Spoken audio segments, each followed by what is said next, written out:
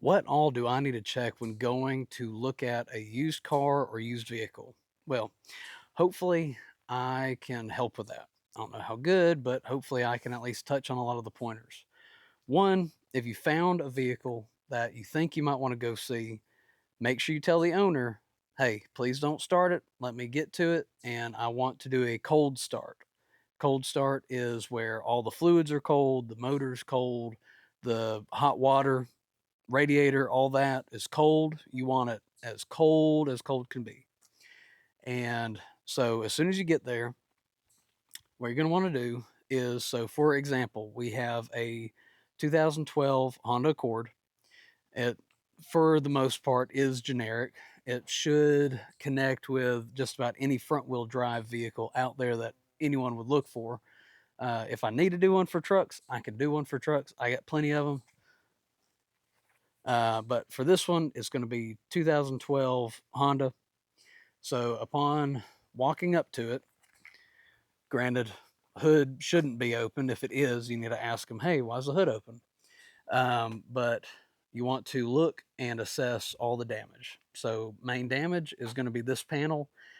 Yeah, it looks ugly, but you're able to use that to your advantage and hopefully barter a few $100 off whatever the asking price is. And from there, you want to check your tires, mainly the front wheel drive. But with the front, you want to make sure that the tread is evenly worn. If it's bald on one side or bald on the other, that means that you could have a balance issue or alignment issue. Both of those can be fixed. That's not detrimental to the purchase. So far, so good, in my opinion, if this was a vehicle that I was going to look at.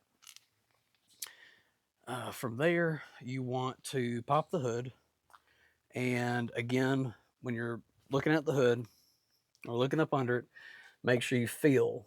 Make sure you don't feel any heat. You know, if the sun's been on it, there might be some heat, but you should know the temperature of a ran vehicle versus not. One thing is you can always take the cap off the radiator. Fluids in here will either be green or red. Take it off and check the fluid. If it's empty, that's something that is somewhat worrisome. If it's cloudy, that means that there is oil mixing into it. It needs to be a clear green or a clear red. If it's straight water, it'll look like water. From here, this is your oil.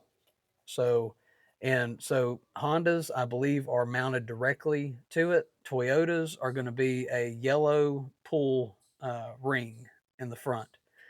You're going to pull it out. You're going to check your oil. So right here is your low mark. Right here is your high mark.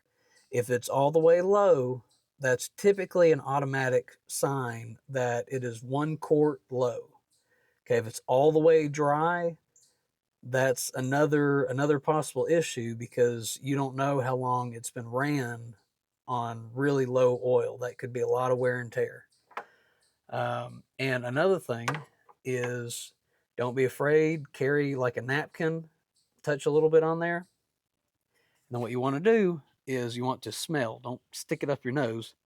Just smell. If it smells like gas, that could be a possible issue where the rings are wearing out and there's fuel mixing with the oil. A lot of old vehicles do that, but it's something that you want to at least try once so that you kind of get a feel for, okay, if it smells this bad, there might be an issue. And getting back, throw that back in there real fast.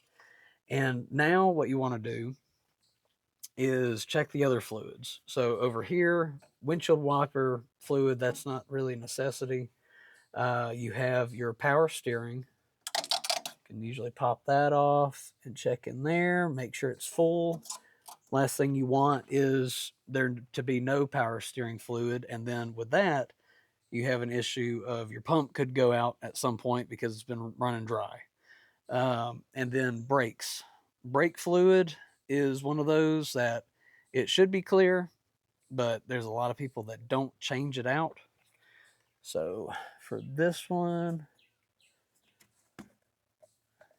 Let's see. Yeah. So, see, that is dark. It's not terrible, but it's not the best.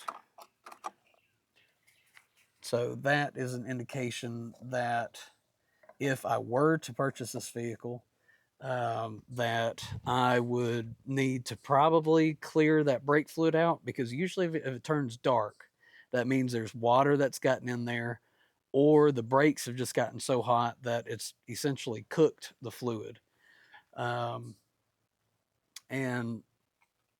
I guess the next thing would be to check the age of your battery.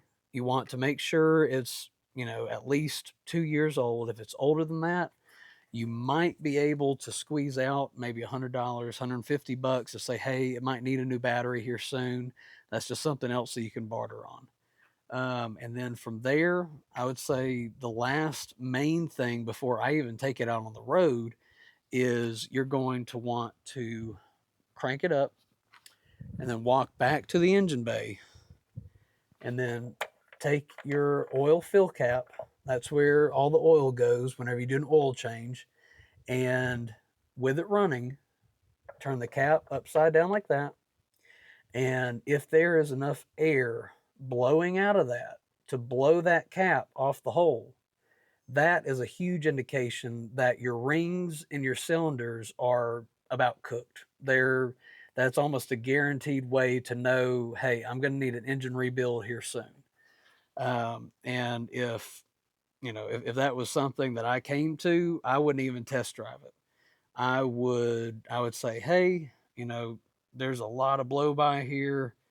I don't think I can do it. And basically throw the cap on and say good luck with your sale and move on. The other thing, I guess, sorry, throw one more thing in there. With it running, get in the driver's seat and you're going to turn the steering wheel a few times. If you hear a whining when you're doing that, that's one sign your power steering pump is going out. And then you're going to press your brakes. If you press your brakes and you hear a hissing, that is an indication that your brake booster might be going bad, or there is a air leak of some kind, a vacuum leak going to your brake booster that is causing it to hiss. That is probably the two things a lot of people don't check is the brakes listening for hissing, and then power steering. Usually you'll just start driving it and the road might be so noisy that you might not hear it because the hood's shut. And other than that, let me know if I need to do something else, if I missed something. This is my first how-to tutorial, so hopefully it helped somebody out there. And if it did help you just a little bit, go ahead, like, follow, and throw in a comment that, hey, you missed this, or hey, can you throw this in there, or what to look for when you're test driving it. I can do those too. But other than that, y'all be safe. Uh, Make sure, it's really hard meeting people too. But unfortunately, to do a good check like this, you usually have to request that, hey, could I swing by your house and look at it there? Because if you end up meeting them somewhere, there's not really that easy of a way to do a cold start in order to ensure that you're getting the best view of the engine and sound of the engine. Because one thing a cold start will show you, well, it'll sound, you'll hear a lot more. If there's something wrong in the engine, you'll hear pinging, you'll hear lifters. But if it's warmed up, everything's swollen, there's more room in there, and there's a lot of stuff that you might not be able to hear with a hot engine that you could with a cold engine. So just keep that in mind as well. But other than that, hopefully that helps somebody. And like I said, if I need to do a truck version, I got plenty of them, got square bodies, etc., etc., etc. So let me know. All right.